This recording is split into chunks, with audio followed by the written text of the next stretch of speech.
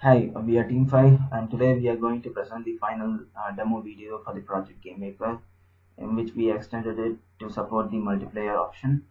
So we have done it in such a way that each client or each player can control different sprite objects, and the action that they take on each sprite will be reflected on all the clients that are connected to the server by receiving the broadcast message. So let us start building a multiplayer game by providing a name for it, and then we have to choose a background.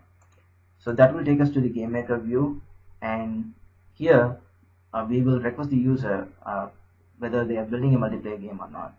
So here we are going to enable that option, and let us start building the game by adding the sprite object. Suppose say that this sprite can be controlled by player 1, and this can be done by clicking the control by option and then by choosing the player name, and make this sprite to move left, right, up and down. And once we are done with it, we are going to save it, and we are going to add another sprite and let this can be controlled by player 2, and let us add the same event action pairs for this sprite.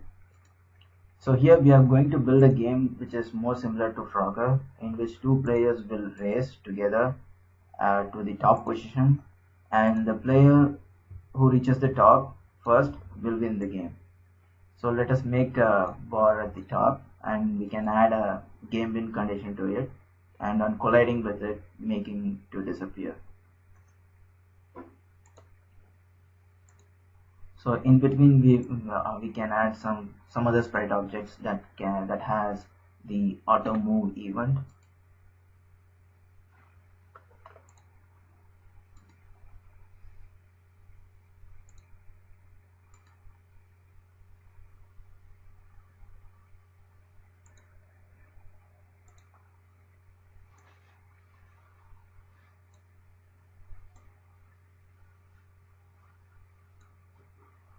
So now we are done with building the game, and let us try to play it. So we are opening another instance, and now we have done little change here. Like, so suppose when the user tries to load a single player game, it will show only the play game option, so that he can clearly understand whether he is playing a single player game or a multiplayer game. And now the multiplayer game has been chosen, and it enables the multiplayer game option.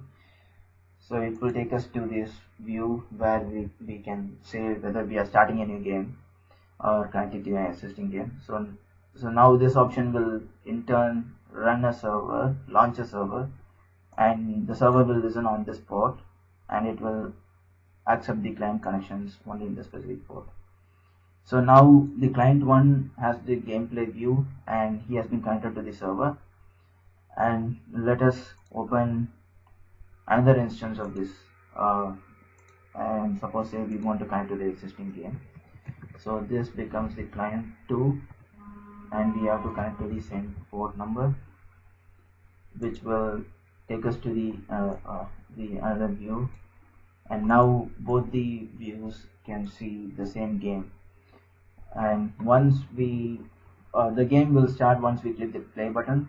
So we are clicking the play button. So now in order to classify, the player 1 has control on the green sprite, the green bird.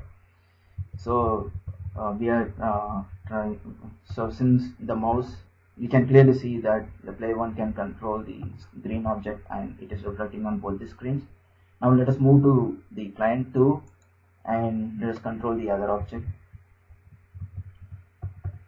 So the player 2 has control on the blue bird or the blue sprite. So the person who reaches the top or the yellow bar at the top will win the game. So suppose say like player 1 wants to move at the top, and we have a monster that is associated with self move event, and that is moving and getting bounced on touching the walls, and the player 1 tries to win the game by touching the yellow bar, and that gets disappeared. So the whole multiplayer game has been done, and it's